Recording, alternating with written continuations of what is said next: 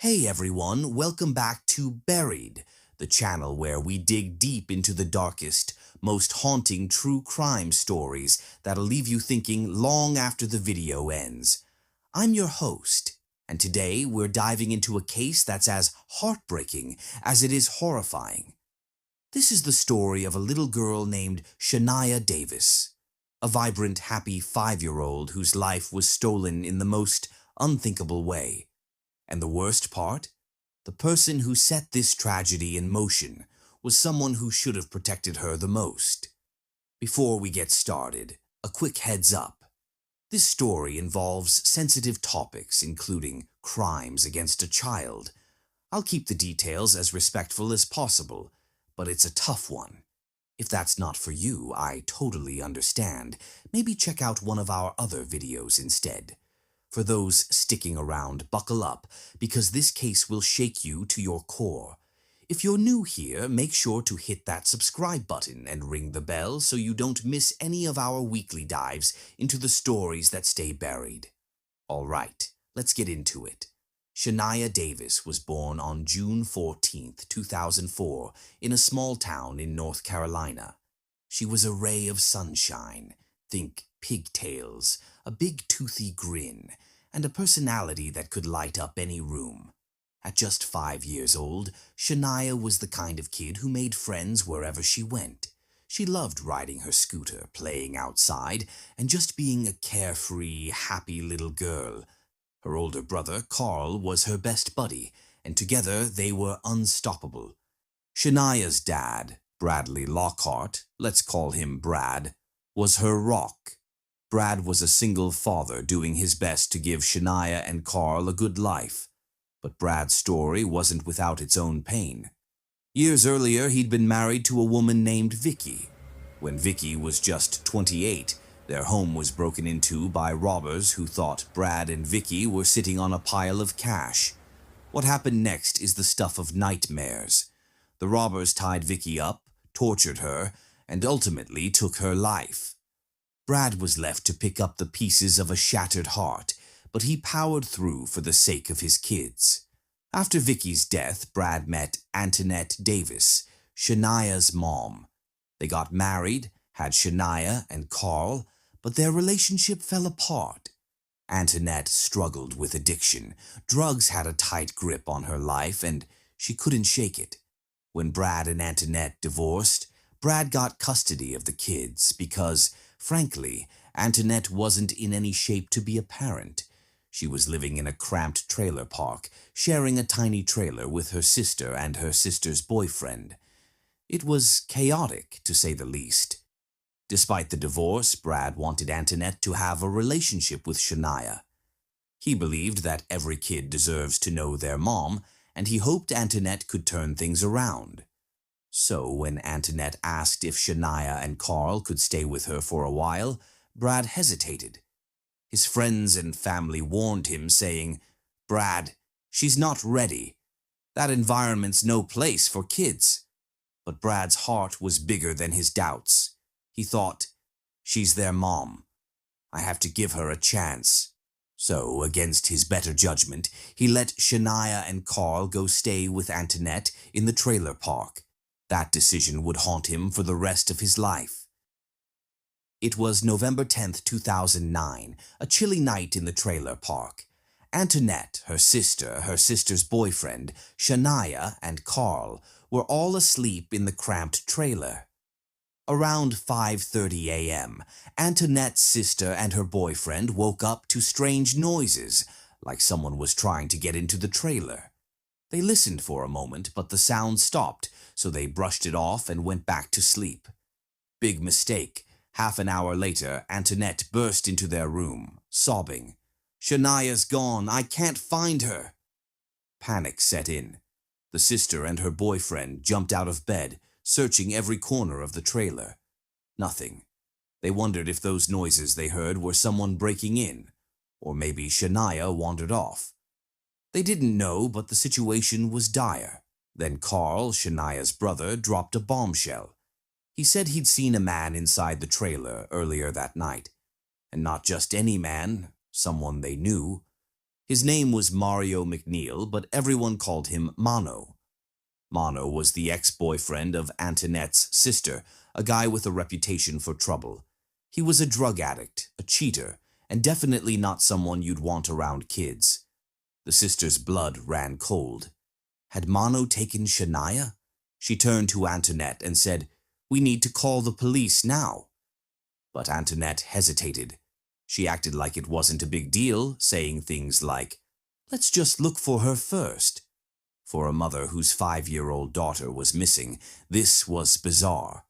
The sister pushed back, and finally, Antoinette agreed to call the police, but not until 7 a.m., nearly 2 hours after Shaniya vanished. By then, Mono had a head start, and Shaniya was in grave danger. While the police were just starting their search, Mono was already miles away. Around 7:15 a.m., he pulled into a hotel about an hour from the trailer park. Using his real ID, he booked a room.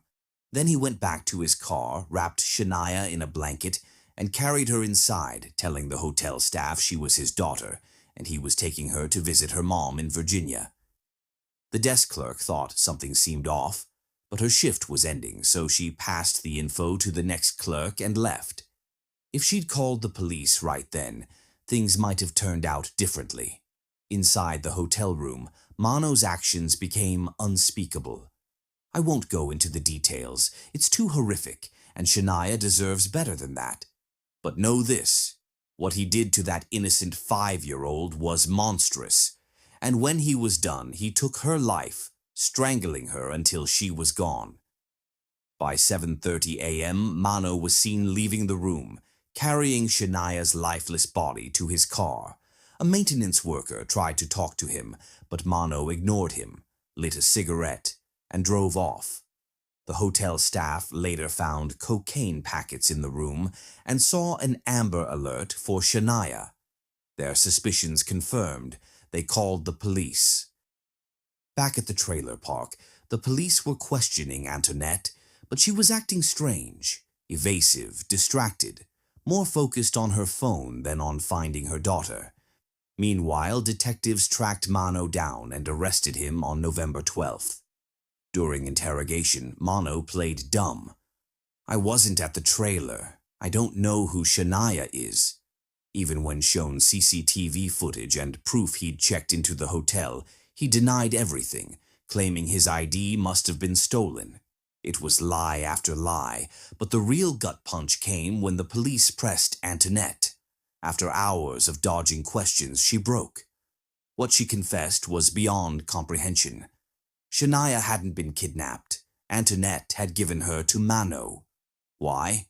To settle a $200 drug debt. She thought Mono would just spend time with Shaniya and bring her back. Instead, he committed the ultimate betrayal. The police were still missing one piece, Shaniya's body. Mono wasn't talking, but someone unexpected stepped in, Mono's lawyer, Alan Rogers. Bound by client confidentiality, Rogers couldn't outright tell the police where Shaniya was, but he dropped cryptic hints over the phone, pointing them to a location off Highway 87. On November 16, 2009, those hints led detectives to a wooded area. There, under a pile of debris and near dead animals, they Jowdowla Shaniya's small, half-clothed body. The evidence was overwhelming. Mono was charged with first-degree murder, kidnapping, and sexual assault. In court, he showed no remorse, smirking, joking, even complaining that his lawyer shouldn't have helped the police. He was a monster, plain and simple. The jury agreed, and Mono was sentenced to death, a fitting punishment for his crimes. Antoinette, who was pregnant at the time of her arrest, faced her own reckoning. After giving birth, her newborn was taken into protective custody. She was charged with second-degree murder, human trafficking, conspiracy, and more. In July 2011, she was sentenced to 17 years.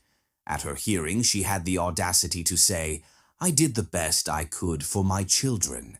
I was a good mother." The delusion was staggering. For Brad, Shaniya's dad, the trial was torture.